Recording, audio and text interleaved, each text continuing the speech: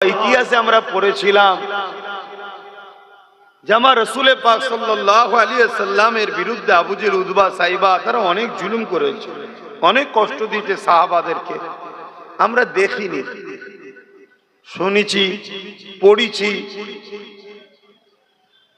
আমরা শুনেছি এজিদ ইসলামকে মিটাবার জন্য অনেক চেষ্টা করেছিল, আর ইমামে হোসাইন পাক নিজের জীবন দিয়ে নানা দিন ও নানার উম্মতকে বাঁচিয়েছে। জোরে বলুন সুবহানাল্লাহ। দেখিনি, পড়েছি। আমরা শুনেছি চেঙ্গিস খান বিরাট বড় বদমাইশ ছিল, সে চেয়েছিল বাগদাদ ও পৃথিবী থেকে ইসলামকে মুছে দেব, কিন্তু আমার আল্লাহ তাকে বড় ভয়ানক, আযাবদায়ক, কষ্টদায়ক, লাঞ্ছিত ভাবে মৃত্যু দিয়ে শেষ করে দিয়েছে। ইসলাম কিন্তু আজও তাম পৃথিবীতে প্রত্যেকটা শহর, দেশ, পৃথিবীতে চলছে। জোরে বলুন সুবহানাল্লাহ। এভাবে হালাকু খান, বুশ থেকে শুরু করে যুগে যুগে সব ইতিহাস পড়েছি বা শুনেছি উস্তাদদের মুখ থেকে, কিন্তু আজ বাস্তবে দেখতে পাচ্ছি এখন কিছু আবার এরকম ছোট ছোট ফেরাউন, নমরুদ, এজিদ, Genghis Khan, Hulagu Khan, Bush বেরিয়েছে, যারা ইসলামকে মিটাতে লেগেছে, যারা দিন রাত 24 ঘন্টা ইসলামের বিরুদ্ধে আলোচনা। তবে আলহামদুলিল্লাহ আমরা পরের বাপকে আলোচনা করে আর গাল দিয়ে ফেমাস হই না, আমরা ফেমাস হয়েছি আমেনা আল্লাহর গোলামি করে। জোরে বলুন সুবহানাল্লাহ। যে যত বেশি আমেনা আল্লাহর গোলাম করেছে সে তত বেশি ফেমাস হয়েছে। আমার থেকে অনেক বেশি গোলামি করেছে আমার 5 দাদু, তা আমার 5 দাদু আরো বড় ভিআইপি। তিনাদের থেকেও আবার আরো বেশি গোলামি করেছে জবানার মুজাদ্দিদ সৈয়দনা আবু বকর সিদ্দিক, দাদা হুজুর পীর কেবলা, তিনি আরো বড় ভিআইপি, আরো ফেমাস। জোরে বলুন সুবহানাল্লাহ। আবার দাদা হুজুরের থেকে আরো বড় গোলাম ছিল সুলতানে হিন্দ গরিবে নওয়াজ খাজা মুঈনুদ্দিন আজমিরি, তিনি আরো বড় ভিআইপি। জোরে বলুন সুবহানাল্লাহ। আবার গরিবে নওয়াজের থেকে আরো বড় গোলাম ছিল সুলতানে বাগদাদ আব্দুল কাদের জিলানী আল বাগদাদি, তিনি আরো বড় ফেমাস, আরো বড় ভিআইপি। জোরে বলুন সুবহানাল্লাহ। আমরা কারো বাপকে গাল দিয়ে ফেমাস হই না, আর পরের বাপের সুনাম করো আমরা আমাদের হুজুরকে নিয়ে আলহামদুলিল্লাহ, তাই তো নাকি? কিন্তু আমরা দেখছি এ সমাজে কিছু লোক বেরিয়েছে, তাদের তো বাপের কিছু নাই, তাদের কেউ নেই যে যার নাম করে ফেমাস হবে। আর আমার রসুলকে মেনে নিতেও পারছে না, কেন মেনে নিলে তো আর আবু জেল হয়ে থাকতে পারবে না, বেলাল হতে হবে। কি বলছেন? এরা দেখছে মোহাম্মদ রসুলের যদি পক্ষে নাও বলি, ফেমাস হতে গেলে বিরোধী করাও দরকার। তাই আমার রসুলের বিরোধী করে অনেকে ফেমাস হচ্ছে। রিসেন্ট একজন বিরোধী করলো, এক শ্রেণীরা আই লাভ মোহাম্মদ সাল্লাল্লাহু আলাইহি ওয়াসাল্লামের বিরোধী করে ফেমাস হতে চাইছে। এইরকম যুগ যুগ ধরে আমার রসুলের বিরোধী করে একদল লোক ফেমাস হতে চাইছে। তার কিছুদিন আগে এক নারী নামের কলঙ্ক, মায়ের জাত, ঠিকই কথা, কিন্তু মা যখন আনাড়ি হয়ে যায় না, তখন এর থেকে বড় ভয়ঙ্কর আর কেউ থাকে না। রিসেন্ট দেখলাম এক মা ছেলেকে বিক্রি করে মোবাইল কিনেছে, মানে কত নম্বর আনাড়ি বুঝতে পারছেন? মা কিন্তু পৃথিবীর শ্রেষ্ঠ নিয়ামত, বলুন সুবহানাল্লাহ। মায়ের মতো মমতা, মায়ের মতো দয়া, মায়ের মতো ভালোবাসা দ্বিতীয় কেউ দিতে পারে না। কিন্তু ওই মা যখন শয়তানের খসলত ঢুকে যাবে, খব্বিশের যখন আখড়া হয়ে যাবে, ও নারী যে কত ভয়ঙ্কর হয় বাংলার মানুষ হাড়ে হাড়ে বুঝছে এখন। তো যাক, আমি ওই দিকে আমি যাচ্ছি না, একটু আল্লাহ সুযোগ দিয়েছে বলে নিলাম রে বাবা, অসুবিধা হলো নাকি? তা আমরা দেখেছি বাংলা একজন মহিলা মোবাইল বিক্রি করেছে, দেখেছে মা ছেলে বিক্রি করে মোবাইল কিনেছে, দেখেছেন তো নাকি? মায়ের জাত কিন্তু বড় নিয়ামতের জাত, কিন্তু মা যদি মায়ের মতো থাকে, আর মা যখন নিজের প্ল্যাটফর্ম ছেড়ে দিয়ে অন্যদিকে চলে যায়, তখন সে কিন্তু বিরাট বড় খাতারনাক হয়ে যায়। তো যাই হোক, আমার রসুল পাক সাল্লাল্লাহু আলাইহি সাল্লামে পাক আহলিয়া নিয়ে মিথ্যাচার করে পৃথিবীতে ফেমাস হয়ে গেল, দেখলেন না? কিছুদিন আগে হয়েছে না, হয়নি? আমি ওই জাহান্নামের কুকুরদের নাম নিতে চাইছি না, কথা বুঝছেন না, বোঝেন না? আমার বাপেদের কি কষ্ট গেল নাকি? আমি আমার বাপের জন্য কাউকে গাল দিই না, আমার মায়ের জন্য কাউকে আমি গাল দিই না। ওজন আমার মা বাপ অনেকে গাল দেয়, আমি তার রিয়াকশনও দিই না যে তুই আমার বাপকে গাল দিচ্ছি, আমি তোকে গাল দেবো না, আল্লাহ বিচার করবে। কিন্তু আমার আমেনা আল্লাহের বিরুদ্ধে কেউ লাগলে তাকে তখন কিন্তু আমি ওষুধ দিই। তাতে আপনাদের আবার অসুবিধে হয় না তো? যদি অসুবিধে হয় আমি বলবো কিছু সমস্যা হচ্ছে বাপ ভাইয়েরা, একটু তাহলে খেয়াল করতে হবে। কেন আমরা নিজেদের জমি এক বেগদা চলে গেলে নিজের ভাইয়ের হুঁশ থাকে না, নিজের ভাই কি বাপ তুলে গাল দেবে, হুঁশ নেই। তখন আমার জমি চলে গেছে, রাস্তার ধারে এক কাটার দাম 25-50 লাখ টাকা, ভাই এক কাটা বেশি ছেড়ে দিয়েছে, হুঁশ তখন নেই, কাঁচা বেঁধে মারপিট করতে করতে ভাইকেই গাল দিচ্ছে বাপ তুলে মা তুলে। তখন প্রেস্টিজের কথা মনে থাকে না যে আমি কি করছি। আরে হুজুরের ব্যাপার যেখানে আসবে সেখানে আর নরম থাকা যায় না, আল্লাহর ব্যাপার যেখানে আসে ওখানে আর নরম থাকা যায় না। এই পৃথিবীতে এক ব্যক্তির সুনাম আজও পৃথিবীতে আছে, সবাই যাকে জানে, বড় নরম দিলের মানুষ, বড় নরম চরিত্রওয়ালা, সভ্যওয়ালা, নম্রওয়ালা ব্যক্তি, যার নাম হলো হযরতে আবু বকর সিদ্দিক। জোরে বলুন সুবহানাল্লাহ। আমার নবী পাক দিনের মেসেজ প্রচারের আগেও পুরো মক্কা জুড়ে আবু বকর সিদ্দিকের প্রশংসা ছিল। তখন তার সিদ্দিক ছিল না, শুধু আবু বকর ছিল, কিন্তু এটা প্রচার ছিল আবু বকর খুব ভালো ছেলে, আবু বকর খুব ভদ্র, আবু বকর খুব সভ্য, আবু বকর খুব নম্র, আবু বকর খুব ভালো ছেলে, ওসব ঝুট ঝামেলা মারপিট ফিতনা গালিগালাজে থাকে না। আর আমার নবী পাক সাল্লাল্লাহু আলাইহি ওয়াসাল্লামের হাতে হাত দিয়ে আরো ফেমাস তো অবশ্যই হয়েছে, কথা বুঝে আসছে না? নাই তো সেই জায়গায় একদিন এক অমুসলিম আল্লাহ নবীর কাছে একটা বিচার দিয়েছে। কি বিচার? আবু বকর আমাকে চড় মেরেছে। আল্লাহ নবীও আশ্চর্য হয়ে গেল, আবু বকর মেরেছে? এটা উমারের কথা বললে না একটা যুক্তিসঙ্গত হতো। আবু বকরের কথা কি বলছো? বলছে হ্যাঁ আবু বকর মেরেছে।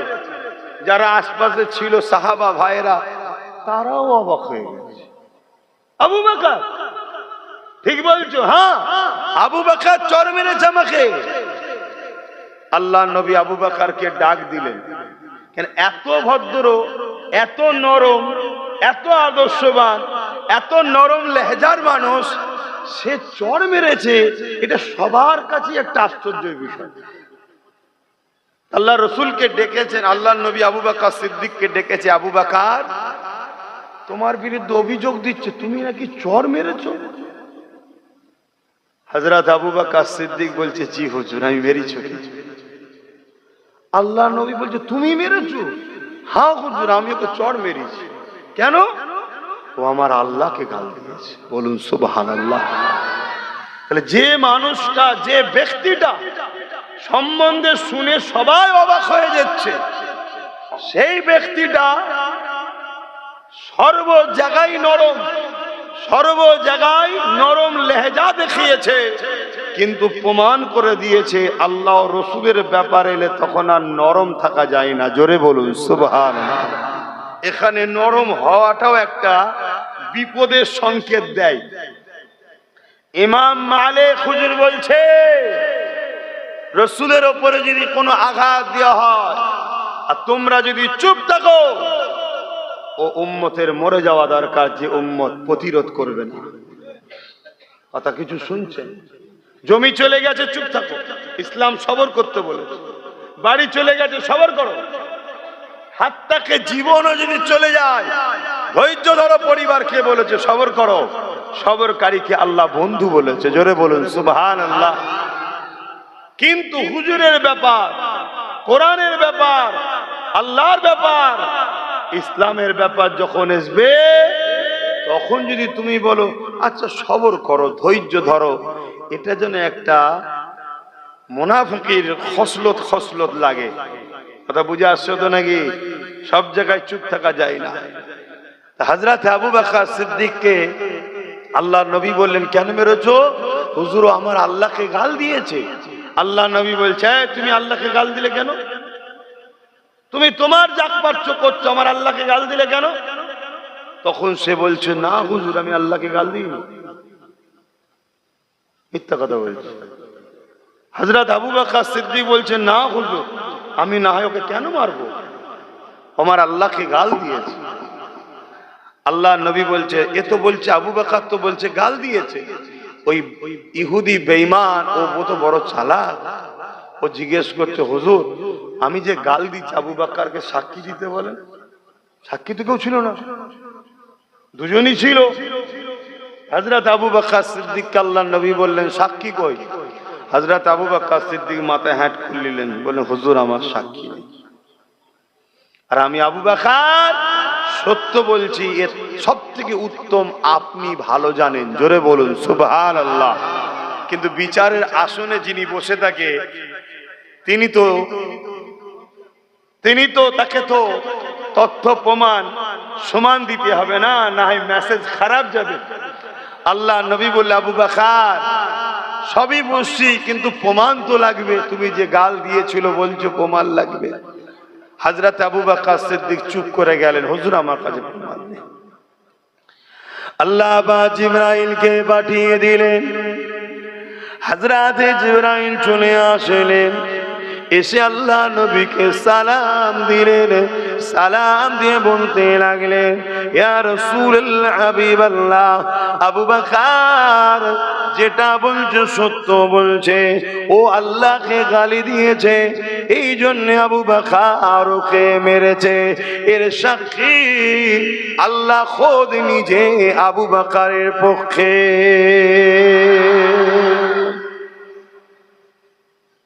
আল্লাহর উপরে আঘাত এলে, আমি যেটা বুঝাতে চাইছি, আল্লাহকে তো কেউ আঘাত দিতে পারবে না, কিন্তু তার বিরোধী কেউ করলে, দ্বীনের ইসলামের কোরআনের রাসূলের বিরোধী করলে সেখানে কড়া হতে হয়, সেখানে নরম হওয়া যায় না। এটা ঈমানের বৈশিষ্ট্য। কেননা নবী আমার জানালেন, লা ইউমিনু আহাদুকুম হাত্তা আকুনা আহাব্বা ইলাইহি মিন ওয়ালিদিহি ওয়া ওয়ালাদিহি ওয়ান নাসি আজমাইন। ততক্ষণ পর্যন্ত তোমরা নিজেদেরকে ঈমানদার মনে করো না, যতক্ষণ পর্যন্ত তোমাদের দ্বন্দ্ব হলো জমি জায়গা, টাকা পয়সা, ঘর বাড়ি, এমনকি নিজের জানের থেকেও আল্লাহ রাসূলকে মুহাব্বত না করবে, ততক্ষণ পর্যন্ত তোমরা নিজেদেরকে ঈমানদার মনে করো না। অপর হাদিসে রাসূলুল্লাহ বলে দিলে, লা ইউমিনু হাত্তা ইয়াকুনাল্লাহু ওয়া রাসূলুহু আহাব্বা ইলাইহি মিম্মা সিওয়াহুমা ওয়া মান আহাব্বা আবদাল্লাহ। ততক্ষণ পর্যন্ত তোমরা নিজেদেরকে ঈমানদার মনে করো না, যতক্ষণ পর্যন্ত তোমরা তোমাদের সব কিছু থেকে আল্লাহ ও রাসূলকে বেশি না মুহাব্বত করবে। আচ্ছা বলুন তো, বাপের দুটো ছেলে দাঁড়িয়ে আছে দুদিকে, আর পাড়ার একটা লোক বাপকে যদি গাল দেয় আর দুটো ছেলে যদি চুপ করে দেখে, এতে বাপ কি খুশি হবে ছেলের ওপরে? বাপ তো বলবে, হারা বাবা ওরা গাল দিচ্ছিল কিছু বললিনি কেন? তখন ছেলে যদি বলে যে আব্বা ও আপনাকে গাল দিচ্ছ তো কি হয়েছে, আপনি কি সেই কাজের কাজই? আব্বা কিন্তু তাও তো বলবে, তারপরেও তুই তো ছেলে হয়ে বলা দরকার ছিল, কি বলবেন না বলবেন না? তাহলে আমার আল্লাহর বিরুদ্ধে, রাসূলের বিরুদ্ধে কেউ যদি কিছু বলে, এতে আমার আল্লাহ ও রাসূলের কিছু যায় আসে না, কিন্তু তার ভালোবাসার বান্দা হিসাবে, তার ভালোবাসার উম্মত হিসাবে আমাদেরকে রিয়াকশন দেওয়া দরকার আছে না? না। আজ আমরা শুনছি আই লাভ মুহাম্মদ সাল্লাল্লাহু আলাইহি ওয়াসাল্লাম উত্তরপ্রদেশে কানপুরে লিখার জন্য উত্তরপ্রদেশের প্রশাসন তাকে বন্দি করেছে, কেস দিয়েছে, তাদের উপরে জুলুম করেছে। আরে আমি জানি আমার ধর্ম ওই ব্যানারের ধর্ম নয়, আমাদের ধর্ম ফটোর ধর্ম নয়, আমাদের ধর্ম মূর্তি ভাষ্যকারের ধর্ম নয়, আমাদের ধর্ম এখান থেকে বিশ্বাসের নাম হলো ঈমান। জোরে বলুন সুবহানাল্লাহ। কিন্তু একটা ছেলে ধরুন লিখেছে, এতে এত জ্বলন হচ্ছে কেন? এত জ্বলন কিসের?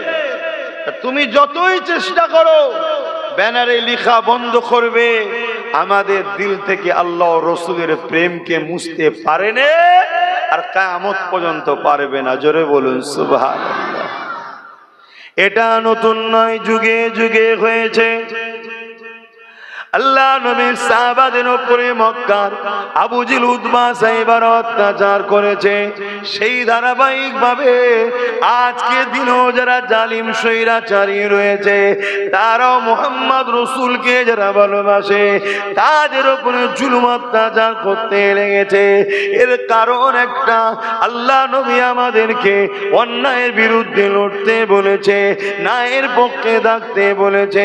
এ জালিমদের বড় ভয় হয়, আমাদের দিল থেকে নবীকে না বার করতে পারলে, আমাদের দিল থেকে আল্লাহকে না বার করতে পারলে এরা আমাদেরকে কখনো মিটাতে পারবে না।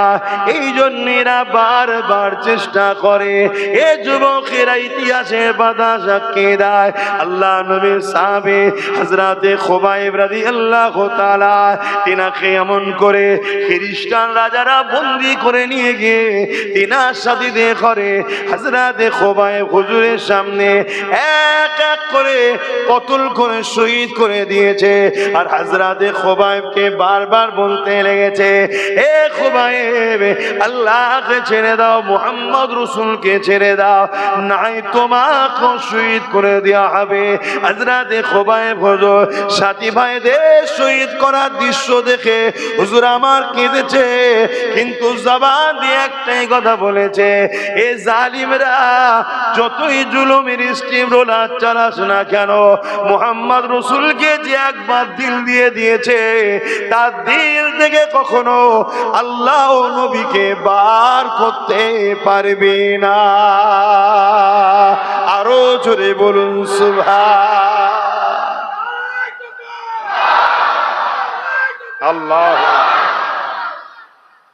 এটা সত্য না মিথ্যা? তাই আজ ইসলামের দুশমনরা নতুন ফোন দিয়ে এঁটেছে কি, আমাদেরকে খাদ্যর মাধ্যম দিয়ে আমাদের দিল ঈমানকে দুর্বল করছে।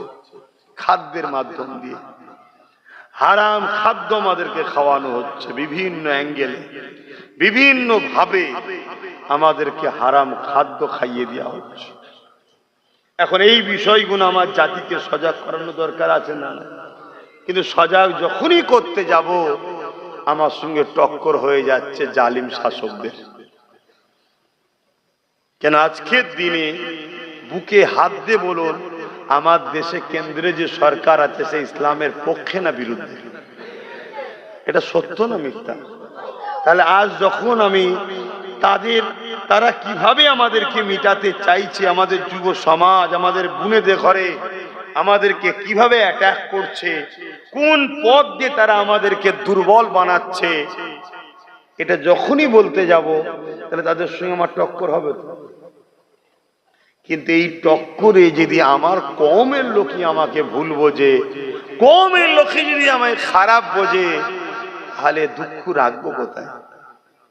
কিন্তু কওমের কথা তো ভাবতে গেলে হবে না। কওমের 4টে লোক 5টা লোক নিয়ে তার কওম নয়, ঠিক না বে ঠিক গো? নতুন প্রজন্ম উঠছে, এদের কথাও ভাবা দরকার আছে না? না তাহলে আমাকে তো হক কথা বলতে লাগবে নাকি গো? ভাইরা, নওজওয়ানেরা, তরুণেরা, এ নবী পাকের প্রেমিকেরা, খুব সাবধান হয়ে যাও। গুনাহ 100-র মধ্যে 70 ভাগ হলো এই মুখের দ্বারা হয়ে থাকে। 100টা গুনার মধ্যে 70 ভাগ এই মুখের দ্বারা হয়ে থাকে। 100 ভাগের মধ্যে এই মুখ যে সামলাতে পেরেছে সে বহুত কিছু করে ফেলেছে।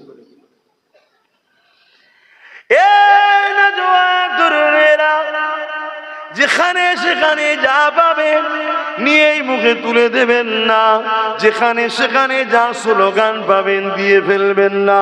কেননা অনেক স্লোগান এমন আছে যে স্লোগানের মধ্যে কুফরি রয়েছে, যে স্লোগানের মধ্যে শিরক রয়েছে, যে স্লোগানের মধ্যে ইসলাম বিদ্বেষী কথা রয়েছে। এবং সমাজে এমন খাদ্যের জায়গা আছে যেখানে তোমাকে এমন খাদ্য খাইয়ে দিচ্ছে যে খাবার যেতে যেতে যেতে তোমার ভেতরটাকে নাপাক করে দিচ্ছে, ওই ভেতর থেকে ঈমান আস্তে আস্তে বার হয়ে চলে যাচ্ছে। কেন এটা করা হচ্ছে? ইসলামের দুশমনেরা তারা যুগে যুগে ইতিহাস পড়ে দেখেছে, বেলালকে যত মারে তত নবীর প্রেম বাড়ে, খাব্বাবকে যত মারে তত নবীর প্রেম বাড়ে, খোবাইবকে যত মারে নবীর প্রেম বাড়ে।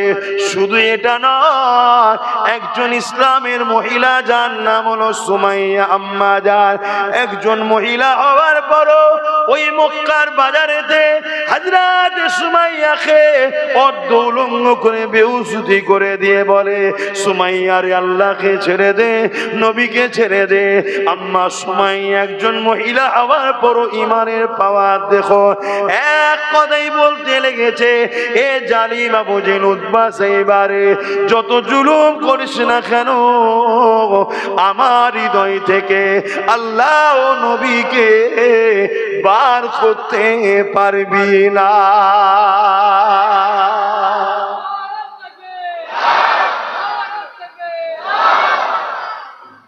ভাই আমার এমনি আধ ঘন্টা গাড়ি লেটে ঢুকেছি, কথা বুঝে আসছে, রোজ রাত হয়ে যাচ্ছে ঘরে যেতে। সবচেয়ে বড় কথা, এখন একটা অন্য সমস্যা হয়ে গেছে। আমার বেটা আমাকে না পেলে সে বাইরে বেরোতে পারে না, তার মিজাজ সবসময় খাটা চুন হয়ে থাকছে, কথা বুঝে আসছে। আর সকাল সকাল বেরিয়ে চলে আসতে হচ্ছে, তাকে সময় দিতে পারছি না, তো কথা বলে তাকে সময় দিতে পারছি না, তার মিজাজ সবসময় বোম হয়ে যাচ্ছে।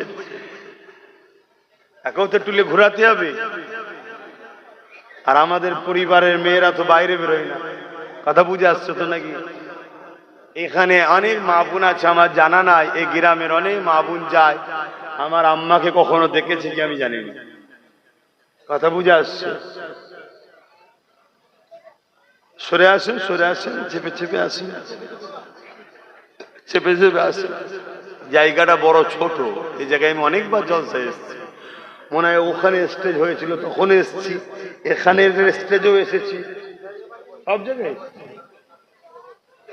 দরুদ শরীফ আল্লাহুম্মা সাল্লি আলা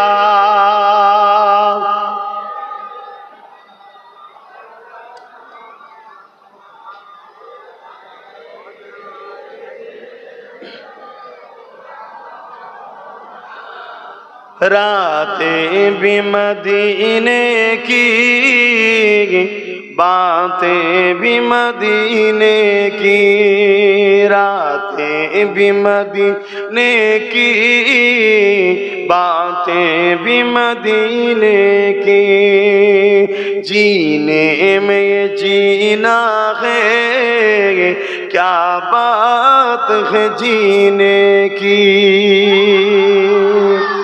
अरसा तैबा की जिस गलियों से गुजरे, अरसा तैबा की जिस गलियों से गुजरे, इस वक्त भी गलियों से खुशबू है पसीने की। आरो जोरे बोले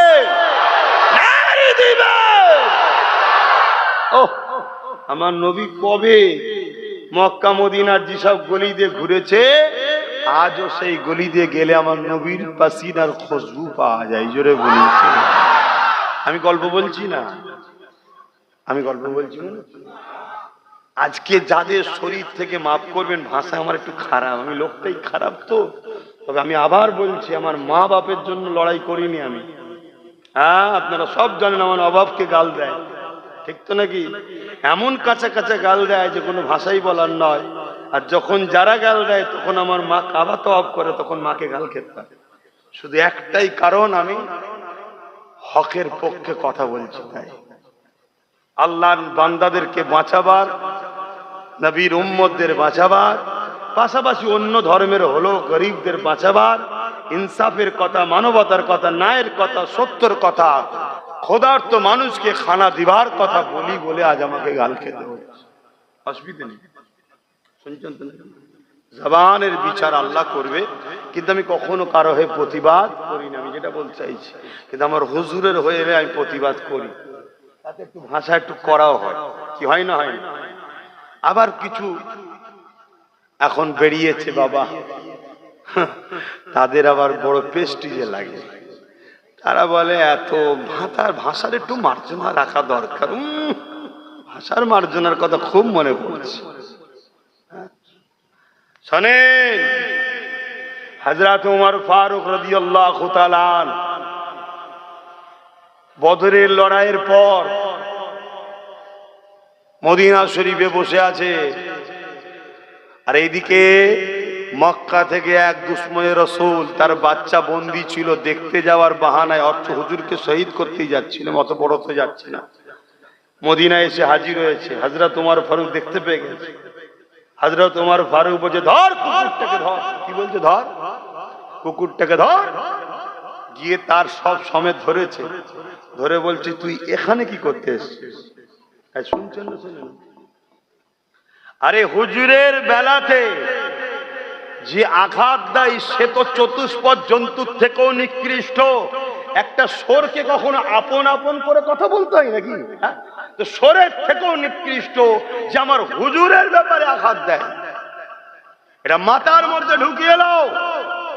তুমি তার দাড়িতে ফেসে যাওনি, তার টুপিতে ফেসে যাওনি, তার জুব্বাতে ফেসে যাওনি, তার নামাজ দেখে ফেসে যাওনি, তার কোরআন তেলাওয়াত দেখে ফেসে যাওনি, সে বড় মুফতি বলে ফেসে যাওনি, সে বড় আল্লামা বলে ফেসে যাওনি। সেইটা আমার নবীর শানে গুস্তাখি করে। তুমি জেনে রেখে দিও, কোরআন বলছে এ লুৎফায়ে হারাম, এ জারো সন্তান চতুষ্পদ জন্তু সোরের থেকেও নিকৃষ্ট। কথা মাথায় ঢুকছে না? ঢোকে না? এসব কথা আবার বললে বলে ধর্ম স্থানে বসে এত কড়া কড়া কথা বলে ইসলামকে কলঙ্কিত করছে। শুনছেন না? তার মানে কি? এগুলো ওই ক্যাটাগরির 2 নম্বর। কাল এদেরকে গাল খেতে হবে। এখন থেকে মহা মজলিস ঠিক করছে, সব বলা ঠিক নয়, এসব বলা ঠিক নয়। এত কড়া কথা বলার কি দরকার? কেন জানছে কালকে আমিও তো বাজারে বেরোবো। কেন আমার ওপরের মালিক বলবে, দুনিয়ার প্রভু বলবে কতদিন নুকিয়ে নুকিয়ে ঘর সংসার হবে, কতদিন নুকিয়ে নুকিয়ে হবে। এবার একটু প্রকাশ্য সমাজে আমাকে দেখাও যে এটা আমার লোক। কি চাপ দেবে না দেবে না? কথা বলেন। তা দেখছে তো আমাকে তো কালকে নাবতে হতে পারে। এখন যা খেয়ে ফেলেছি, না নাবলো পিছন থেকে সব যদি ফাঁস করে দেয় সেও বিপদ। আর নেপে যাবার পরেও যদি আব্বাস সিদ্দিকী যা ট্রেনিং দিচ্ছে, যদি দালাল থেকে শুরু করে জাহান্নামের কুকুর থেকে শুরু করে সব বলা শুরু করে, সেও তো বিপদ। এখন থেকে মহল ঠিক করছে যাতে কড়া কথা না বলে। শুনছেন না? শুনেন, আপনাকে যদি আব্বাস সিদ্দিকীর উপরে ডাউট হয়, হোক, কোরআনের উপরে ডাউট আছে না? আব্বারা কোরআনের উপর সন্দেহ আছে? একটু হ্যাঁ কি না বল। কোরআনের উপরে সন্দেহ আছে? কোরআন বলছে, কি বলছে? উলাইকা কাল আনআম, উলাইকা কাল আনআম। আল্লাহ বলছে এক শ্রেণীর মানুষ আছে যারা চতুষ্পদ জন্তুর ন্যায়। চতুষ্পদ জন্তু কাদেরকে বলে? যাদের 4টে পা, এই তো নাকি? যাদের 4টে পা, তো তাদেরকে কি বলা হয়? চতুষ্পদ জন্তু। আল্লাহ বলছে এক শ্রেণীর মানুষ আছে যারা চতুষ্পদ জন্তুর ন্যায়। আমার অসুবিধা হচ্ছে? এগুলো তো জানাতে হবে। কেন আপনি যদি চতুষ্পদ জন্তুর মতো হয়ে থাকেন, আপনি কি জাহান্নামে যেতে ভালো লাগে আপনাকে? তাহলে আপনি যদি ভুল রাস্তা থেকে পরিবর্তন হওয়া দরকার আছে না? তাহলে আপনাকে তো জানাতে হবে চতুষ্পদ জন্তু কাদেরকে আল্লাহ বলছে। চতুষ্পদ জন্তুর ন্যায় তারপরে আল্লাহ বলছে বালহুম আদাল, বরং চতুষ্পদ জন্তু থেকেও নিকৃষ্ট। কারা? একদল মানুষ। কারা? একদল মানুষ। তারা কারা? আল্লাহ কোরআনে জানাচ্ছে, যারা কান থাকতে সত্য কথা শোনে না, যারা চোখ থাকতে সত্য দেখে না, যারা হাত থাকতে হকের পক্ষে কাজ করে না, যারা পা থাকতে হকের রাস্তায় চলে না, যারা জবান থাকতে হক কথা বলে না, এরা হলো চতুষ্পদ জন্তু থেকেও নিকৃষ্ট।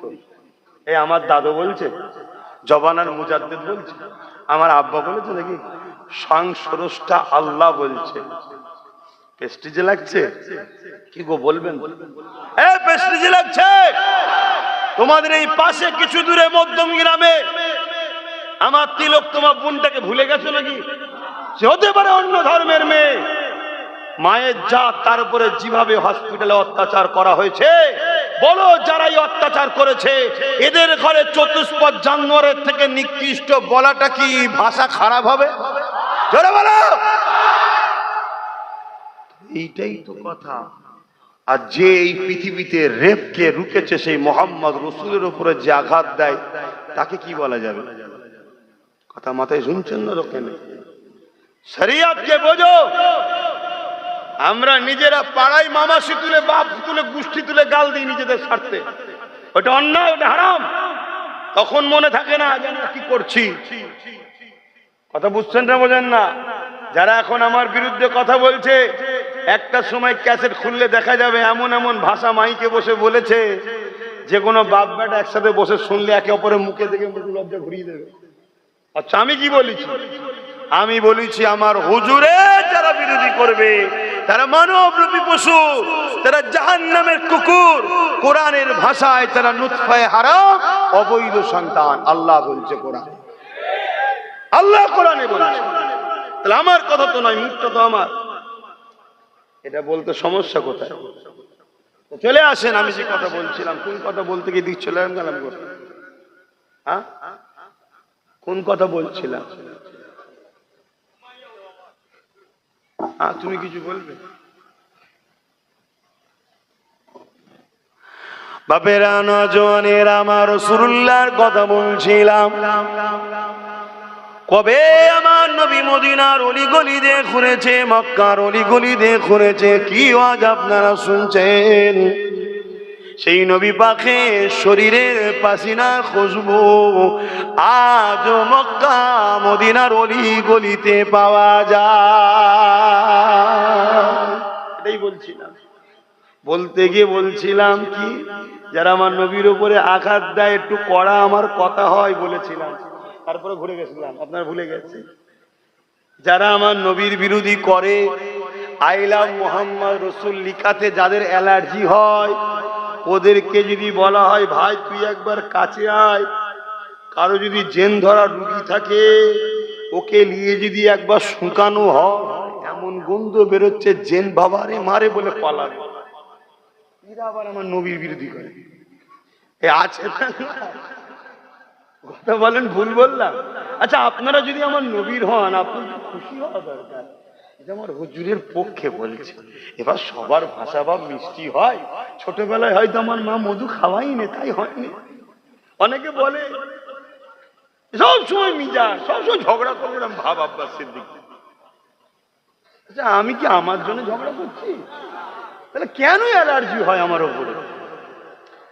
আজ যারা আমার রাসূলের বিরুদ্ধে কথা বলে তাদের জেনে লিয়া দরকার মুহাম্মদ রাসূলুল্লাহটাকে।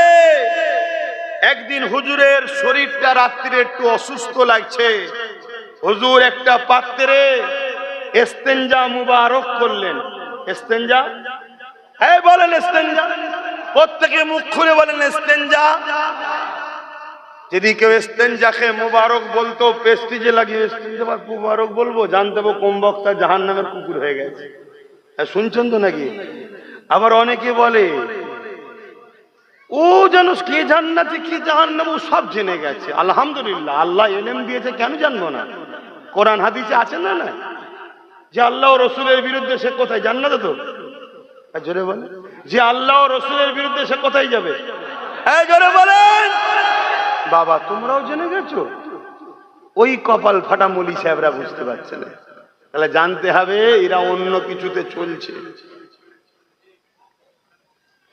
ভাইয়েরা আমার, আমার নবী পাক সাল্লাল্লাহু আলাইহি ওয়াসাল্লামের ইস্তেনজা মুবারক, পিশাব মুবারক একটা পাত্রে করলেন, করে হুজুর ওই নিচে ঘরের একটা খাট বা সোফা যাই হোক তার তলায় রেখে দিলেন। সকালবেলা যে ঘর পরিষ্কার করে, হুজুরের দরবার পরিষ্কার যে করে, সে এসে ঘরের ভেতর থেকে খুশবু আর খুশবু। জোরে বলুন সুবহান। আরো জোরে বলা যাবে না? আরে আল্লাহর নাম নিতে গিয়ে যদি শিরা ফেটে যে মরে যায়, মরে যাব। একবার বলুন না সুবহানাল্লাহ, আরো একবার বলুন না আল্লাহু আকবার। আল্লাহু আল্লাহু আকবার।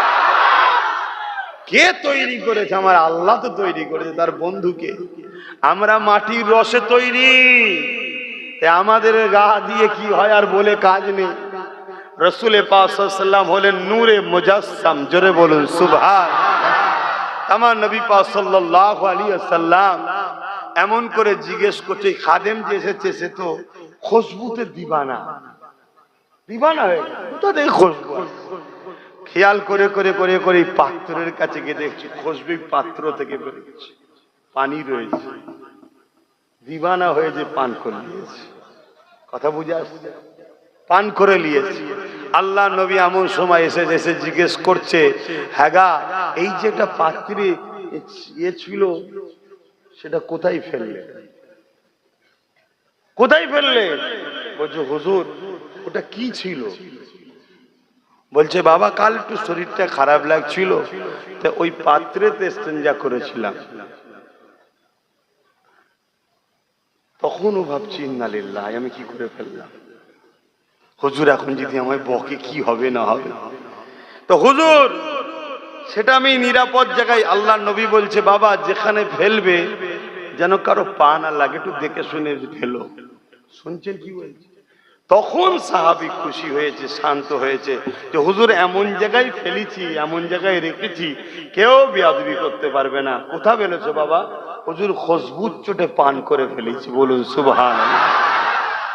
হাই হাই হাই, আরে দুনিয়া ওয়ালো, হতে পারো তুমি কোন দেশের রাজা, কোন দেশের মহারাজা, কোন রাজ্যের সিএম, পৃথিবীর রাজা হতে পারো, মুহাম্মদ রসুলের পায়ের ধুলো তো অনেক দূরের কথা, মুহাম্মদ রসুলের ঘোড়ার পায়ের ধুলোর উপযুক্ত হতে পারোনি। কে? মুহাম্মদ রসুল্লাহ। শোনো, যার নামে অ্যালার্জি হয়, এই পৃথিবী তৈরি হয়েছে জিনার জন্য, তিনিই তো হলেন মুহাম্মদ রসুল। জোরে বলুন সুবহান। তো ভাইরা আমার, আল্লাহ নবী কি বললেন? এ বাবা তুই কি করলি? পিশাব পান করে ফেললি, এ বাবা তওবা কর, আস্তাগফিরুল্লাহ পড়, এসব বলেছে। আল্লাহ নবী বলেছে যাও তো সাত পীরের ছেলের গা থেকে মেশক আম্বারের খুশবু বেরোবে। জোরে বলুন সুবহানাল্লাহ। কিতাব বলছে তার ছেলের গা থেকে খুশবু বেরোতে এলাকার লোক খুশবুতে পাগল হয়ে যেত। জোরে বলুন সুবহানাল্লাহ। আজকে যারা বিরোধী করছো, তোমাদের সকালবেলা কি হয়? আর বেশি ডিপে যাচ্ছি না, কি গো কথা খারাপ লাগছে নাকি?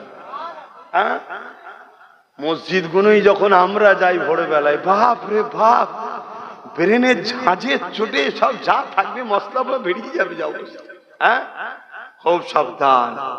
আমার হুজুরের বেলায় খুব সাবধান।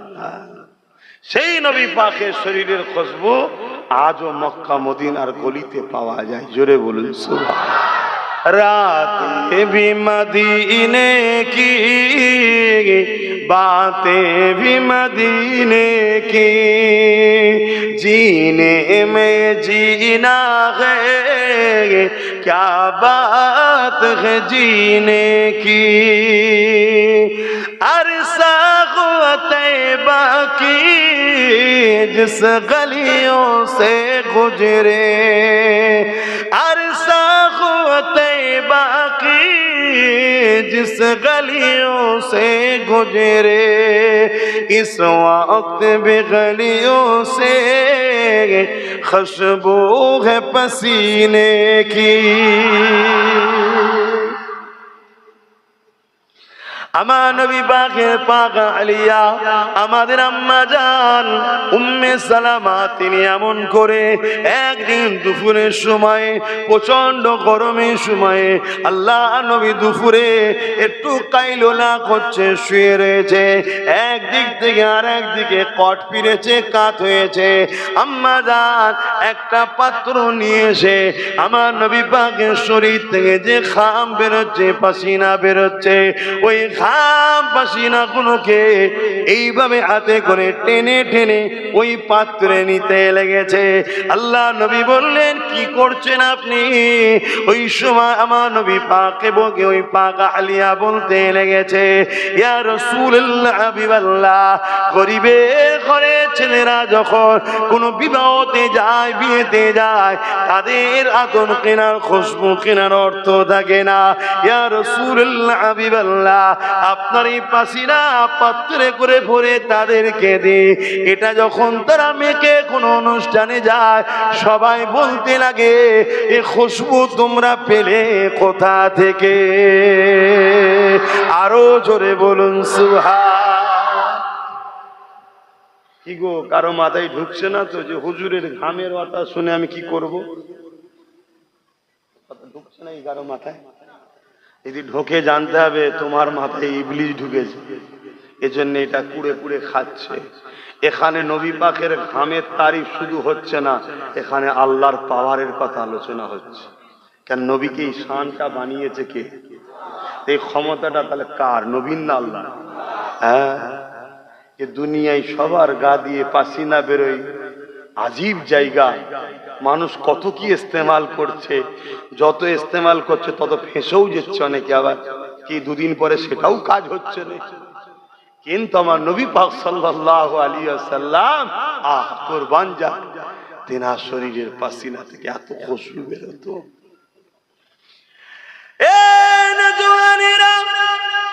একটা কথা মনে পড়েছে, এই পাসিনার ব্যাপারে একটু বলে নি। আবু জেহেল আমার নবী পাকের বড় দুশমন ছিল। সে আইন করে দিয়েছিল মুহাম্মদ রাসূলুল্লাহর কাছে যে যাবে তাকে মৃত্যুদণ্ড দেওয়া হবে। আর যেমন আবু জেহেলের চালারা বলছে মুহাম্মদ রাসূলের গোলাম আব্বাসের কাছে যে যাবে তার ঘর আটকে দেওয়া হবে। কি গো বলছো না? এটা সব আবু জেহেলের চালা, এদের কষ্ট হয়। আল্লাহ নবী নূর নবীর বিরুদ্ধে ছিল আবু জেহেল, আইন করে দিল যে মুহাম্মদ রাসূলুল্লাহর কাছে যাবে তাকে মৃত্যুদণ্ড দেওয়া হবে। এই যুবকেরা এই আইন এলান হয়ে গেল। একদিন আমার রাসূলুল্লাহ রাস্তার এক প্রান্ত দিয়ে আসছে, অপর প্রান্ত থেকে আবু জেহেলের ছেলে ইকরামা যাচ্ছে। যখনই সামনাসামনি হয়ে গেছে, ইকরামা আমার রাসূলুল্লাহকে দেখে আর থাকতে পারে না, ছুটে গিয়ে ঈদের সময় যেমন আমরা নামাজ বা দেখে অপরে বুকে বুকে কুলোকুলি করি, ইকরামা আমার রাসূলুল্লাহকে জড়িয়ে ধরে কুলোকুলি করতে লেগেছে। এই মেসেজটা আবু জেহেলের কাছে চলে এলো।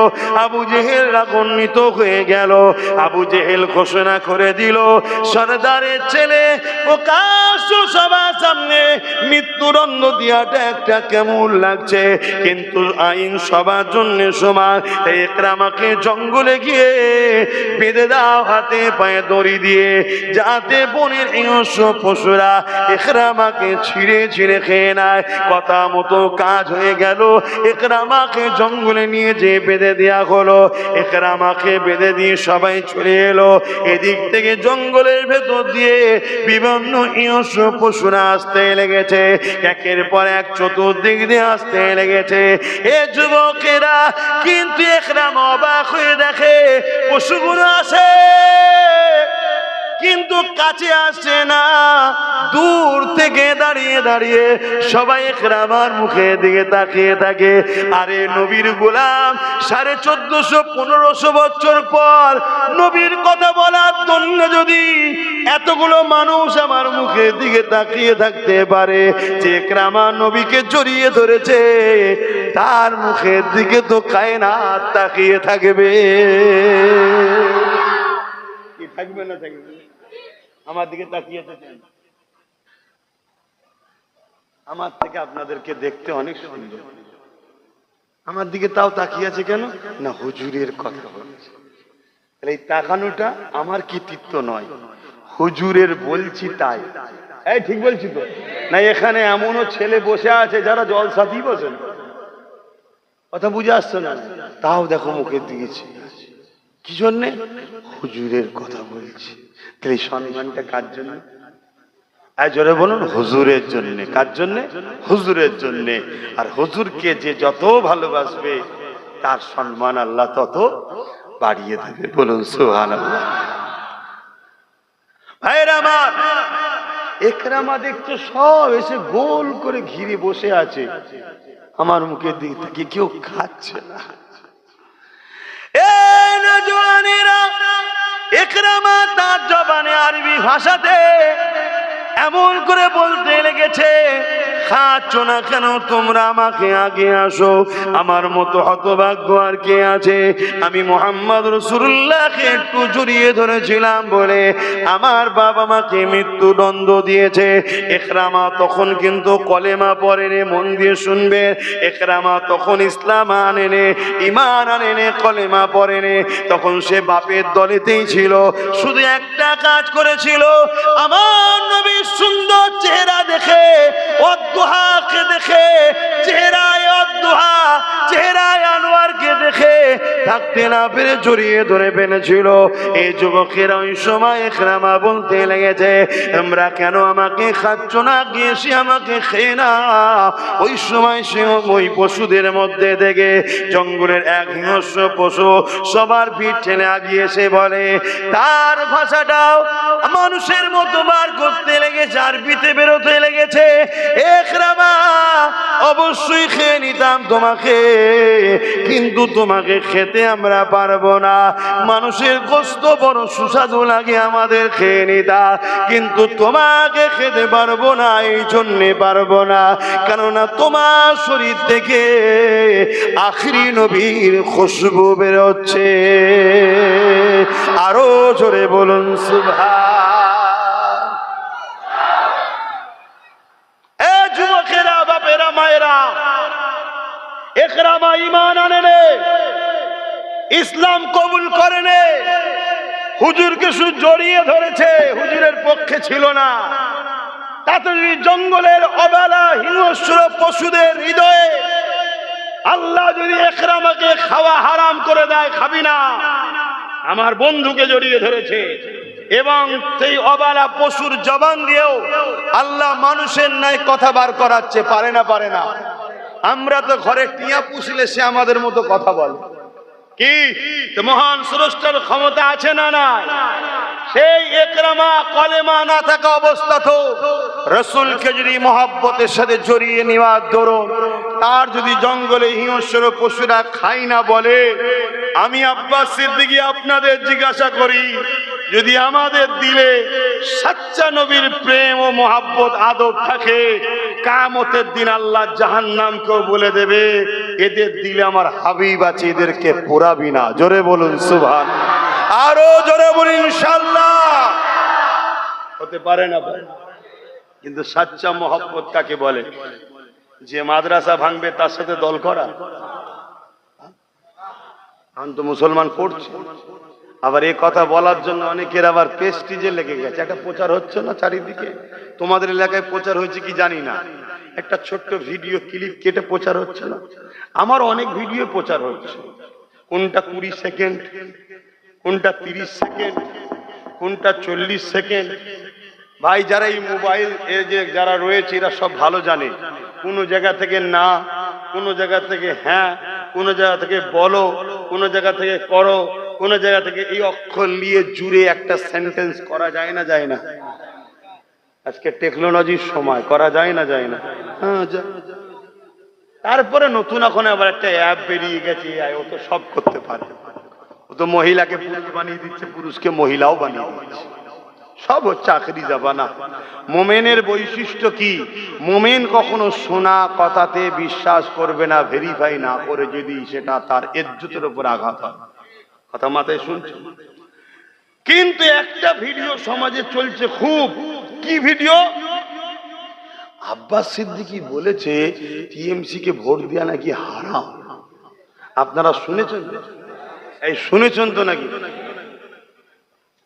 তো এইটার আগে কি বলেছি, পরে কি বলেছি, এটাও দেওয়া দরকার ছিল তো নাকি? দিয়েছে, শুধু ওইটুকু দিয়েছে। এক কথা বুঝছেন না, বোঝেন না? এখন এই বিষয়টা পুরো জানার ইচ্ছা আপনাদের আছে কি? যদি থাকে তাহলে সালাম পড়িয়ে একটুখানি শোনাবো, কেন জানা দরকার। যখন আমার বিরুদ্ধে ছড়াচ্ছে, একটু আমার জানানো দরকার আছে না? এবার জেনে যদি তখন মনে হয় যে না, আব্বাস সিদ্দিকী তো ঠিকই বলছে, মুখ ওর, কথা তো ওর নয়, কথা তো ইসলামের বলছে, তাহলে আপনাদের মানতে হবে না? আজ এই না মানে রাস্তা ক্লিয়ার, যাও টিকিট কনফার্ম হয়ে যাবে, পুরো ওপেন তো, ভাগ হয়ে আছে। আরে দুটো তো দল, একটা রহমানের একটা শয়তানের। সারা জীবন কাজ করবেন শয়তানের দলে, হেল্প করবেন শয়তানের দলে, সবকিছু শয়তানের দলে, আর দিনের শেষে বলবেন আমি রহমানের দলের সঙ্গে জান্নাতে যাবে। এটা হয়? দুনিয়াদারি করতে হবে, কারবার করতে হবে, ব্যবসা করতে হবে, মুসলিম অমুসলিম সব ভাই ভাই মানুষ মিলেমিশে চলতে হবে, কোনো নিষেধ নাই ইসলামে। কিন্তু যখনই আল্লাহ ও রসুলের বিরুদ্ধে যখন যাবে, আর তার সাথে সম্পর্ক না। কেন? আল্লাহ ও রসুল সবার উপরে। কথা কিছু মাথায় ঢুকছে? সেই জায়গাতেও তুমি যদি আল্লাহ ও রসুল ছেড়ে দিয়ে হই হই করো, তার মানে কি তুমি আল্লাহ ও রসুলের থেকে একে গুরুত্ব বেশি দিলে। তো যাক, আমি চলে আসছি যে কথা বলছিলাম। তাহলে একরামার নবীকে মানেনি, শুধু জড়িয়ে ধরেছে, তাকে জঙ্গলের বাঘ খাচ্ছে না। কি বলছে? তোমার গা থেকে খুশবু বেরোচ্ছে। জোরে বলুন সুবহানাল্লাহ। তাহলে আমার নবী কি ছিলেন? খুশবু ছিলেন। জোরে বলুন সুবহানাল্লাহ। আম্মা জান আমিনা হুজুরের একটা কথা বলি, এই খুশবু যখন বিষয়টা এসেছে, একটু বলে দিই, শুনে রেখে দেন, অসুবিধে হচ্ছে নাকি?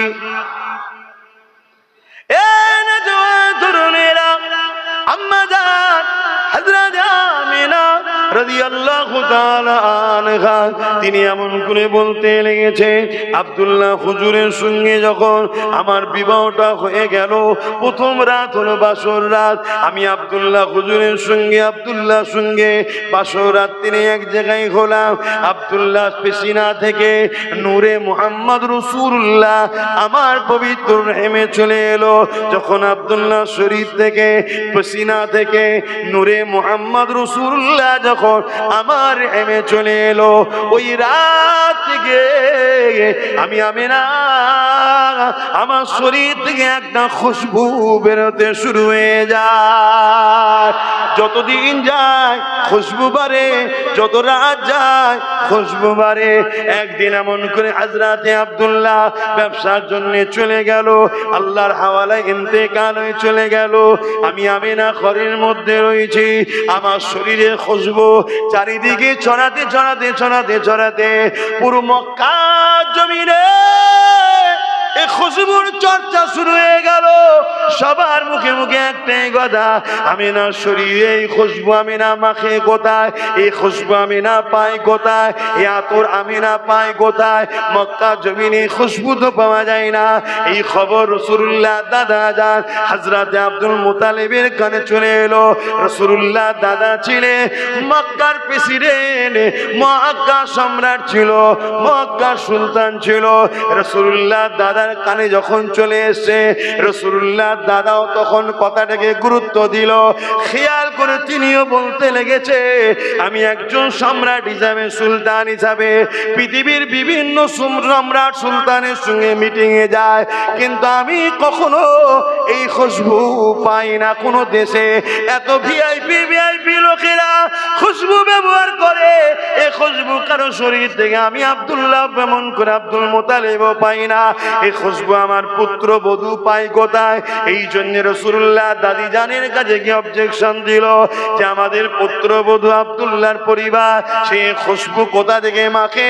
সব জায়গায় চর্চা চলতে লেগেছে। এইভাবে রাসূলুল্লাহ দাদি জান বলতে লাগলেন, হে আব্দুল মুতালিব, হ্যাঁ আমিও ভাবতে লেগেছি আপনাকে বলবো, কিন্তু বলা হয় না। আমি অনেক সময় দেখেছি আমিনা যখন হাম্মামখানা গোসলখানা থেকে বেরোতো, তারপরে আমি যখন গোসলখানায় ঢুকতাম আমি অবাক হয়ে যেতাম, যেন গোসলখানা নয় কোন আতরের গোডাউনে ঢুকে গেছি। এ যুবকেরা, রাসূলুল্লাহ দাদা দাদি আব্দুল মুতালিব এবং তিনার পরিবার আম্মা আমিনাকে ডাক দিলেন, এদিকে আসো মা। আম্মা আমিনা চলে আসলেন। মারে, বিধবাদের তো খুশবু মাখতে নাই, কোথা যে খুশবু পান মা? আর এই খুশবু তো মক্কার কোনো জায়গায় পাওয়া যায় না। আমিও বিভিন্ন সম্রাটের কাছে গেছি, তারা অনেক ভিআইপি খুশবু মাখে, কিন্তু আপনার খুশবু সব খুশবুর ওপরে, সব খুশবু আপনার এই খুশবুর কাছে ফিকে হয়ে গেছে। এ আমিনা রে, এ খুশবু কোথা থেকে পান? আম্মা আমিনা বলতে লেগেছে, আব্বা আম্মা, আমিনা কোনো খুশবু মাখে না। এই খুশবু আমিনার নয়, এই খুশবু হলো আমিনার রেহেম মুবারকে গর্ভে যিনি রয়েছে সেই মুহাম্মাদের খুশবু। আরো জোরে বলুন সুবহান আল্লাহু আকবার, ইয়া রাসূলুল্লাহ, আল্লাহ। কে আমার নবী? কে? বুঝতে পারছো? এই দুনিয়ায় যুগে যুগে এরকম কুকুর জাহান্নামের এসেছে যারা আমার নবীর বিরোধী করেছে, আমার নবীর দিনকে মিটাতে চেয়েছে, কোরআনের বিরোধী করেছে, আল্লাহর উপরে মিথ্যাচার করেছে।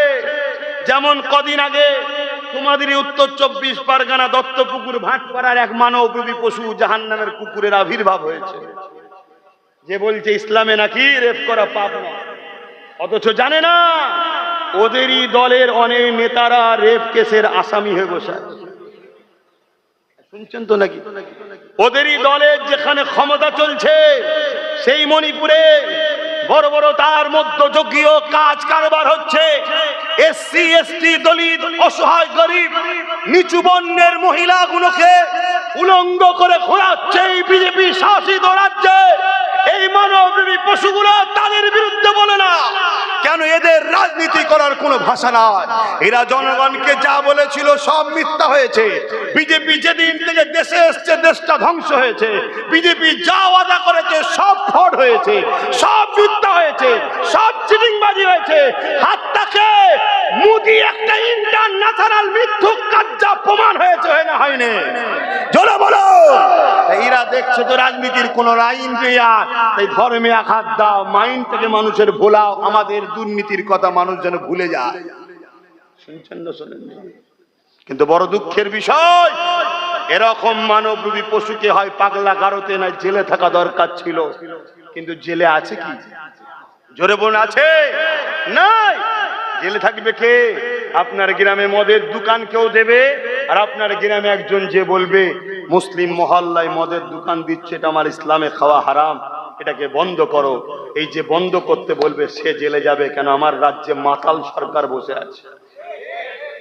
ভাষা কি খারাপ লাগে? আমি ওদের মতো নয়, আমি ওই সব লোকেদের মতো নয় যারা বিজেপির বিরুদ্ধে বলবে আর দিদিকে জিন্দাবাদ বলবে। আমি ওই মুনাফেকদের দলে নয়। আমি এতটুকু বুঝি টাকার ইপিট আর উপিট। আর না হয় বলেন এত বড় কথা বললো, এত কেস হলো, অ্যারেস্ট করছে না কেন? কথা বলেন, যুক্তিতে বলেন। আর আপনাদের পাশের ভাঙরে একটা মেয়ে শুধু বলেছে মমতার স্বামী নেই, তার নামে এক জাহান্নামের কুকুর কেস দিল, আবার সেই মেয়েটাকে তুলেও নিয়ে গেল। সেই কুকুরগুলো এর নামে কেস দেবে? কথা বলে, এরা সব ভাই বোন। কবে বুঝবেন? কিন্তু এরা কি প্রমাণ করছে? আব্বাস সিদ্দিকী হলো বিজেপি। করছে না, করে না? কেন এটা করছে? এটা না করলে মুসলিম সমাজের লোক যদি আব্বাস সিদ্দিকীর কথা শুনে নেয়, তাহলে আমাদের তো চৌকি উল্টে যাবে। আমরা তো বেঁচে আছি এদের দয়ায়। এদের দয়ায় যখন বেঁচে আছো, এদের দিনের দুশ্মনদের উপরে দরদ দেখাচ্ছ কেন? এদের মসজিদ মাদ্রাসাকে যারা মিটাতে আসছে, তাদের বিরুদ্ধে যখন এরা লড়াই করছে, তুমি কেন বলছো দিল্লি চলে যাও? তুমি যদি এদের দয়াতেই বেঁচে থাকো, তাহলে এদের বাচ্চাদের ঘরে কেন বলেছো যে রাস্তার কুকুরকের বাচ্চাকে মিড ডে মিল দেবো, তো মাদ্রাসার বাচ্চাদের মিড ডে মিল দেবো না? এই জানোই সরকার বলেছে, জানো তো নাকি? না জানলে তোমার সমালোচনা করবে। যদি এদের দয়ায় বেঁচে থাকো, তাহলে দুর্গাপুরে বোল্ডুজার দিয়ে পশ্চিম বাংলায় মাদ্রাসা ভাঙা হলো কেন? এদের দয়াতেই যদি বেঁচে থাকো, তাহলে 32টা মাদ্রাসার আনএডেড বন্ধ করে দিলে কেন? এদের দয়ায় যদি বেঁচে থাকো, তাহলে তুমি বললে কেন আমার উন্নত কোরআন শেষ হয়ে যাবে, আমার উন্নতি শেষ হবে না? এই যে কোরআন শেষ হয়ে যাবার কথা বলে, তাকে কোন মুসলমান সাপোর্ট করলে ঈমান থাকবে? তার মানে তুমি ওই কথাকে অ্যাকসেপ্ট করলে। কথা বুঝে আসছে না? না, খুব জ্বলন হচ্ছে আব্বাস সিদ্দিকীর কথায় অনেকে, যে কি করা যাবে বল দেখি। এ তো সব ভান্ডা ফিটিয়ে দিয়েছে, কিচ্ছু করার নেই। যতদিন আমার ঘরে জান আল্লাহ রেখেছে আর আল্লাহ মেম্বারে নিয়েছে বসাবে, ততদিন আমি কোরআন দিনের পক্ষে লড়বো। কথা শুনছেন না শোনেন?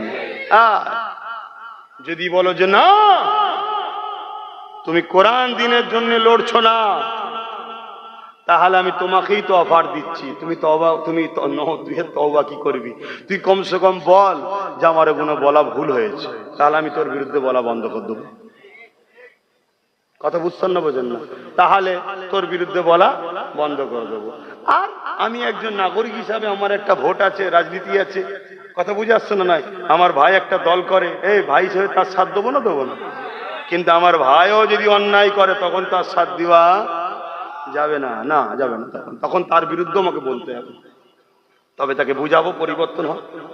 যদি না বোঝে, তার সাথে আমার সম্পর্ক আলাদা করতে হবে। কেন? ভাই আগে নয়, ভাই আগে নয়। আমার কবরে আমার ভাই যে বলবে নাকি আল্লাহ আমার ভাই হয়, এটা ছেড়ে দাও, তাহলে আমি আমার ভাইয়ের কথা ভাববো কেন? কিন্তু হ্যাঁ, আমার ভাই যখন হজ হাউস থেকে মদের বোতল বার করে পবিত্র করছে হজ হাউসকে, তাহলে আমি একজন ইমানদার হিসেবে, ধর্মগুরু হিসেবে, ওর জন্য তো আমার মনটা চাইবে যে ও আরো বড় হোক। আমার ভাই যখন ওয়াকাফকে বাঁচাবার জন্য সুপ্রিম কোর্টে কেস করছে, তখন তো বড় ভাই হওয়া পরের কথা, আমার তো একজন মুসলমান হিসেবে মনে হবে, যাক আমার মসজিদ মাদ্রাসার জন্য কেউ তো কেস করলো না, ও তো কমসে কম কেস করলো। কি মনটা বড় হবে না? হবে না? এটাই তো ইমানের সম্পর্ক। তো যাক, আমি যেটা বলতে চাইছি, তাহলে বলুন, আমার দিনের উপরে আঘাত দেবে কেউ, তার প্রতিবাদের দরকার আছে না? নাই। কিন্তু ধরবে কি গো? এই ভাটপাড়ার অর্জুন সিংকে অ্যারেস্ট করবে? জোরে বলেন। যদিও চাপে পড়ে করে, কিভাবে করবে? এই তুই ওরম করিস নি, খুব ফেঁসে গেছি বুঝলি, তোকে একদিনের জন্য ভরি না, ভাই করে দেবো পরের দিন। শুনছেন না? শুনুন, যদি পাওয়ার আমাদের হাতে থাকে, তাহলে আমরা কি করতাম? ও চামড়া ঢিলে করে ফেলতাম। চল কেন? এটা সংবিধান বিরোধীও কথা বলেছিস, শুধু ধর্ম বিরোধী নয়, সংবিধান বিরোধীও কথা বলেছিস। তাহলে পাওয়ারের দরকার আছে না? নাই। এজন্য আব্বাস সিদ্দিকী ধর্মনীতির কথাও বলে, সমাজনীতির কথাও বলে, পরিবার নীতির কথাও বলে, প্রতিবেশী নীতির কথাও বলে, পাশাপাশি নিজের ভক্ত মুরিদ অনুসারী, দাদা পীরের ভক্ত মুরিদ অনুসারীদের ঘরে সমাজে সচেতন করে। বুকা, কত আর পরের বাপকে বাপ বলবি? একটু নিজেরা ক্ষমতা অর্জন কর। কথা বুঝছেন না? বোঝেন? একটু মাথায় রাখি, একটু বোঝেন। নাই, বিরাট বড় ক্ষতি হতে চলেছে, বিরাট বড় ক্ষতি হতে চলেছে। একটা সামনে ভয়ানক দিন। আমি অনেক আগে বলেছিলাম একটা কথা, যে একটা দিন আসছে তোদের নাগরিকত্ব কেড়ে নেবে, সেদিন আব্বাস সিদ্দিকীকে বলবি যে ভাইজান আমার ভুল হয়েছে বা তোমার কথাই ভোট দেবো, সেদিন আর তোর কিছু উপায় থাকবে না। বলেছি না বলিনি? অনেক আগে বলেছিলাম, আজকে সেই দিন আসছে। আমার তো মনে হচ্ছে আগামী কাল পরশু থেকেই বাড়ি বাড়ি নোটিশ আসবে। শুনছেন না? শুনুন, আগামী কাল পরশু থেকেই বাড়ি বাড়ি নোটিশ আসবে। আমি অনেক আগে বলেছিলাম চিল্লাচ্ছে এসআইআর হতে দেবো না, হতে দেবো না। আরে পাগল, যেদিন থেকে দুয়ারে সরকার চলছিল সেদিনই তোর এনআরসি হয়ে গেছে। কিন্তু তখন বলেছিলাম যেটা এনআরসি হচ্ছে, এই মুসলমান আমাকে গাল দিয়েছিল, ও মুসলিম আমাকে দেয়নি, এই মুসলমানের লোকেরাই আমাকে গাল দিয়েছিল। দিয়েছে না দেয়নি? অলরেডি হয়ে গেছে। কালকে তো চিঠি আসবে বাড়ি বাড়ি, পরশু তো চিঠি আসবে বাড়ি বাড়ি। কি চিঠি? তোমার গেছে, শুনছেন তো নাকি? লাও, কার নাম আসবে ঠেলা সামলাও। তবে একটা কথা বলে যাচ্ছি, যারা আহলে সুন্নাত ওয়াল জামাতের সঙ্গে দীর্ঘদিন জড়িয়ে আছো, এই বিপদে তোমার ভাই তোমাকে ছেড়ে দেবে না। তুমি যদি থাকো সদস্য হয়ে, বইটালি আমার সঙ্গে দেখা করো, আমি আপ্রাণ চেষ্টা করব তোমার হয়ে সমস্যা সমাধান করা। কথা মাথায় ঢুকছে না? ঢোকে না? কারণ আমার যতটুকু ক্ষমতা, আমার একটা ছোট্ট জিনিস আছে, কথা বুঝে আসছে না? এইটুকু তোমার হয়ে আমি বলতে পারি। বাকি বাপ গাল অনেক খেয়েছি বুঝানো দিকে। আমি বলেছিলাম একটা দিন আসছে মসজিদ মাদ্রাসা চলে যাবে। মসজিদ মাদ্রাসার কাগজকে সার্চ করো, সব রেড কালি পড়ে গেছে। তার মানে কি? 1 নম্বর খতিয়ান। 1 নম্বর খতিয়ান মানে সরকারের হাতে চলে গেছে। সরকার চালাবে, সরকার চালাবে। তুমি তোমার মসজিদ মাদ্রাসায় তোমার খেয়াল খুশি মতো চলতে পারবে না। মসজিদের ইমামের কাছে চিঠি আসবে, এই ইমাম সাহেব জুম্মার দিন খুতবাতে একটু বলো, মেয়েদের ঘরে একটু শিক্ষিত করতে হবে। যদি স্কুলে গেলে বোরখা পরতে না দেয়, শিক্ষার জন্য বোরখা খুলে যা, অসুবিধা নেই, বলো। যদি না বলো, তোমাকে গুম করে দেওয়া হবে। ইমাম সাহেব শোনো, তোমাকে ইমাম সাহেব গায়েব করে দেওয়া হবে। তুমি কোথায় আছো? এই বিলাট সিদ্দিক আকবরের খুনে শরীরে তুমি যেটা আজ বোঝো। আলহামদুলিল্লাহ, আমার আল্লাহ সেদিন আমাকে 5, 6, 10 বছর আগে থেকে বুঝাচ্ছে, তাই চিল্লাচ্ছি। কি দরকার ছিল? আরো 50 জনের মতো আমিও তো প্লেন লঞ্চ করে চলে যেতে পারতাম। আল্লাহ কি এলাহান দেয়নি? আল্লাহ তো দিয়েছে। দুটো অকেয়া ঘটনা বলে তো চলে যেতে পারতাম। আরে জম্মাই জম্মাই না, 1 সপ্তাহ নওশাদকে দিয়ে দল খড়িয়েছি, কিন্তু লড়াই তার আগে থেকে করছি না, করিনি। কিন্তু শত শেষে যখন বুঝলাম যে না, এখান থেকে তুলে ওর কোলে, ওখান থেকে তুলে ওর কোলে দেবো, যেই কলি নেবে সেই চিটিংবাজি করছে, দরকার নেই, নিজের একটা করে লে। ওই জন্য তোকে বলেছিলাম তুই যা। কথা বুঝে আসছো না? নাই, যা থাক, নিজের থাক। শুনছেন তো নাকি? চায়ের দোকান, লোক মনে করে চায়ের দোকান, চায়ের দোকান হলো সঙ্গে মেয়ের বিয়ে দেবো। অফিসে চাকরি করে, কোটটাই পড়ে যায়, মাস গেলে কত মাইনে? 25,000। কত? 25,000। সর্বোচ্চই 25,000, বেড়ে বেড়ে বেড়ে বেড়ে 30,000, 40,000, 50,000 হবে। ঠিক তো নাকি? এর চেয়ে বেশি তো আর হবে না।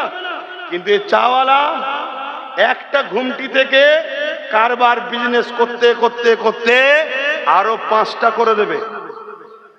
শুনছেন তো নাকি? মাসে যত কমই হোক, এখন মানুষ চা বিস্কুট ছাড়া সকালে অন্য কিছু জোটে না। এ মাসে খোঁজ লিখে যাও, তুমি চাওয়ালা দেখছো, ও মাসে 1 লাখে পৌঁছে দেবে ইনকাম 5টা দোকান থেকে। শুনছেন তো নাকি? আর তার থেকেও বড় বিষয় মাথায় ঢুকাও, তুমি যার কোম্পানিতে চাকরি করলে, তুমি রিটায়ার হওয়ার পর ওই জায়গায় তোমার ছেলে চান্স নাও পেতে পারে, কিন্তু এই 5টা দোকানের মালিকই হলো তোমার ছেলে। ঠিক না বেটি? এজন্য আব্বাস সিদ্দিকী বলছে, বড় দলের দালালি করে করে করে করে, মারপিট করে করে, চামচাগিরি করে করে হয়তো কিছু ইনকাম করছো, তোমার চলে যাবার পর তোমার ছেলে ওখানে চান্স নাও পেতে পারে। নিজের কোম্পানি খোলো, ছোট হোক, তোমার ছেলে তোমার পর ওখানে মালিকই হবে। এই সব অনেক কিছু চিন্তা ভাবনার কথা, তো আর ডিপে যাচ্ছি না, কখনো সময় হলে অন্য জায়গায় আলোচনা হবে। আমি যেটা বলতে চাইছি, আপনাদের অসুবিধা হচ্ছে? বিজেপির বিরুদ্ধে বলছি, অসুবিধা হচ্ছে যে হুজুর জলসা এসে রাজনীতির কথা বলছেন কেন? আরে বিজেপিরা রাজনীতি ছেড়ে দিয়ে ধর্মের পিছনে লেগেছে না লাগে না? ও যখন ওর স্ট্যাটাস বজায় রাখতে পারেনি, ও যখন ওর কাজ ছেড়ে দিয়ে আমার ধর্মেতে মাথা দিচ্ছে, আমার বোরখা নিয়ে, আমার তালাক নিয়ে, আমার মসজিদ নিয়ে, আমার মাদ্রাসা নিয়ে, তাহলে আমারও তো উচিত ওর ভেতরে মাথা দেওয়া দরকার আছে না? না, ও তখন বলবে এখানে মাথা দিচ্ছ কেন, তুমি হুজুর মানুষ। আমি তখন বলবো তুই তোর জায়গায় যা, আমি আমার জায়গায় যাই। ঠিক না বেটি? তবেই তো সিধে হবে রে বাবা। ঠিক তেমনি রাজ্য সরকারও রাজনীতির নামে আমার ধর্মে মাথা দিচ্ছে না, দেয়নি? জোরে বলেন। তাহলে আমিও হুজুর হিসাবে মাথা দেওয়া দরকার আছে না নাই? তখনই বলবে যে হুজুর হিসাবে এরম হচ্ছে কেন। আমি বলবো তুই তোর কাজ কর, তাহলে আমি আমার কাজ করব। তোর কাজ রাষ্ট্র এবং রাজ্যবাসীর নিরাপত্তা, কথা বুঝে আসছো না? নাই, সেই কাজ ছেড়ে দিয়ে তুমি ইফতার পার্টির নামে হুড়োহুড়ি করছো, রেড রোডে গিয়ে হুড়োহুড়ি করছো, তুমি বলছো কোরআন শেষ হয়ে যাবে, তুমি ইটা সিটা আমার ধর্ম নিয়ে বলবে, তাহলে আমাকে একটু প্রতিবাদের দরকার আছে না নাই? এই জন্য মাথা দিচ্ছি। আচ্ছা ভাই, আপনারা আমার কথাকে অ্যাকসেপ্ট করতে পারছেন তো না? ভেতরে ভেতরে মনে দুঃখ হচ্ছে? ভুল আমাকে বুঝবেন না, আখরি জামানা এ নওজওয়ান তরুণেরা আব্বারা, ইমাম এমন করে ফেরাউনের বিরোধী কেন এই মজলিস থেকে করা হয় না? হয় না? এই ফেরাউনের বিরুদ্ধে এই মজলিস থেকে বলা হয় না কেন? ফেরাউন তারা রাজা ছিল, তার বিরুদ্ধে বলো কেন? না, ফেরাউন ছিল স্বৈরাচারী, জালিম, অত্যাচারী, বনি ইসরাইল কওমকে জেলিয়েছে, মুসা নবীর উপরে অত্যাচার করেছে, তাই তো নাকি? ও তাহলে আজকে মরা ফেরাউনের বিরুদ্ধে বলতে এখান থেকে খুব ভাল লাগে, জেনতা ফেরাউনদের বিরুদ্ধে বলবেন না?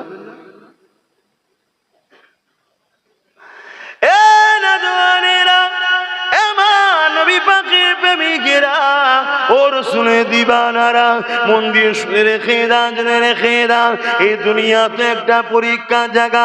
আপনি দুনিয়া জমিনে কারবার করুন, সে মুসলমান হোক অমুসলিম হোক, লেনদেন বিনিময় করবে, এটা ইসলামে জায়েজ রয়েছে। আপনি এই জমিনের উপরে এমন করে দোকানদারি করবে, মুসলমান হোক অমুসলিম হোক, লেনদেন করবেন, বিনিময় করবেন, জায়েজ রয়েছে। এ যুবকেরা, তরুণীরা, বাপেরা, আপনি দুনিয়াদারিতে রাজনীতি করবে, রাষ্ট্র চালাবে, মুসলিম অমুসলিম সবার নিরাপত্তার কথা ভাববে, এটাও ইসলাম শিক্ষা দিয়েছে। কিন্তু ততদিন পর্যন্ত আপনি তার পিছনে ছুটতে পারবে যে ব্যবসায়ী কারবার আপনার সঙ্গে লেনদেন থাকবে শুধু বিজনেসে, সে আপনার ধর্মের যদি উপকারে নাও লাগে, না লাগিয়ে যায়, কিন্তু কোনোদিন যদি আপনার ধর্মের বিরোধী না করে, আপনার আল্লাহর বিরুদ্ধে, আপনার নবীর বিরুদ্ধে, আপনার কোরআন ইসলামের বিরুদ্ধে কোনো নোংরা কমেন্ট যদি না করে, তার সাথে আপনি দুনিয়ার লেনদেন করুন, এতে ইসলামে কোনো আপত্তি নাই। কিন্তু যখনই আপনার বিজনেস পার্টনার আপনার আল্লাহ নিয়ে নোংরা কমেন্ট করবে, আপনার নবী নিয়ে নোংরা কমেন্ট করবে, আপনার কোরআন দিন নিয়ে নোংরা কমেন্ট করবে, মনে রাখবেন এটা আল্লাহর পক্ষ থেকে আপনার পরীক্ষা শুরু হয়েছে। আপনি কোটি কোটি টাকার কারবারকে বেশি প্রাধান্য দেন না, আল্লাহ ও রাসূলকে বেশি প্রাধান্য দেয়, এটা আল্লাহ বা পরীক্ষা নিচ্ছে। ওই সময়ে যদি আপনি বলে যে তোমার সঙ্গে সম্পর্ক রাখার প্রয়োজন হবে না, তোমার সঙ্গে সম্পর্ক রাখতে পারছি না, কারণ এই বিজনেসের থেকে, এই টাকা ধন দৌলতের থেকে, এই জমি জায়গা থেকে, এই থেকে সব কিছু থেকে এবং নিজের জানের থেকে আমার কাছে আল্লাহ ও রাসূল প্রিয়। তুমি আমার আল্লাহর উপরে আঘাত দিয়েছো, নবীর বিরুদ্ধে নোংরা কমেন্ট করেছো, আর তোমার সাথে আমার সম্পর্ক রাখা সম্ভব নয়। এই আকীদা যদি করতে পারেন তবেই জানবেন ঈমান ঠিক আছে। এটা তো পরীক্ষা নেবে আল্লাহ, কি গো, নেবে না? নেবে না? কিন্তু আমরা তো ফেল হয়ে যাচ্ছি। আমরা তো লোভ লালসা সামলাতে পারছি না। হ্যাঁ, যদি লোভ লালসা সামলাতে না পারো তাহলে তো বাপ আখিরাত নষ্ট হবে। এ দুনিয়া তো পরীক্ষার জায়গা, এখানে তো চিরস্থায়ী নয়। এখানে তো আল্লাহ বিভিন্ন দিক দিয়ে পরীক্ষা নেবে। কাউকে ধন দৌলত দিয়ে পরীক্ষা নেবে, কাউকে জমি জায়গা ঘর বাড়ি কিনে নিয়ে পরীক্ষা নেবে, কাউকে আল্লাহ বিমার দিয়ে পরীক্ষা নেবে, কাউকে আল্লাহ সন্তান আওলাদ দিয়ে, আবার কারো সন্তান আওলাদ কিনে নিয়ে পরীক্ষা নেবে, আবার কাউকে আল্লাহ ক্ষমতা শাসক বানিয়ে পরীক্ষা নেবে, কাউকে আবার আল্লাহ জালিম শাসকের নিচেই রেখে পরীক্ষা নেবে। সাহাবা হুজুরদের উপরে কম পরীক্ষা হয়েছে? যে কথা বলছিলাম মনে আছে তো, হযরতে খুবাইব রাদিয়াল্লাহু তাআলা আনহু হুজুরের কথা প্রথম বলছিলাম না, ওটা একটু বলি নাকি? অন্যদিকে চলে গিয়েছিলাম, বলি। তিনাকেও পরীক্ষা নিয়েছেন না নাই না আল্লাহ? জালিম শাসক কি বলছে, খুবাইব তোমার সাথী সঙ্গীদের ঘরে সব মেরে দিচ্ছি, তুমি যদি আমাদের কথা মেনে নাও, আমাদের কথা অ্যাকসেপ্ট করে নাও, মুহাম্মদ রসুলকে যদি ছেড়ে দাও, তাহলে তোমাকে আমরা মারবো না, আজাদ করে দেবো। চোখের সামনে একটার পর একটা সাথীদের ঘরে শুলির উপরে চেপিয়ে চেপিয়ে হত্যা করছে, শহীদ করছে।